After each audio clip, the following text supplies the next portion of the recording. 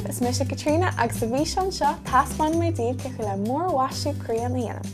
Mans ní leat anamach lena dhéanamh cuinnig a bhreanú ar an bhí sean seo. Céir de bheith ag tastal.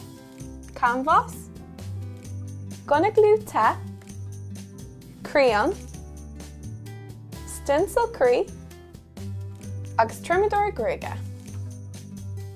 Lag an stencil in nús ar an gánwas agus graming timpeall na crayon air. Úsáid an gonna glue te leis na crayon nach ramin don gánwas. Cinnte go bhfuil na crayon iompaí síos.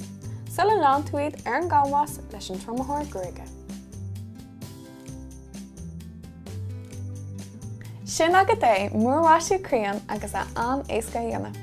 Tásúlagam gur haithim í sean leat ná den dearmid clár chun tuile fí sean na eicáil. Slán!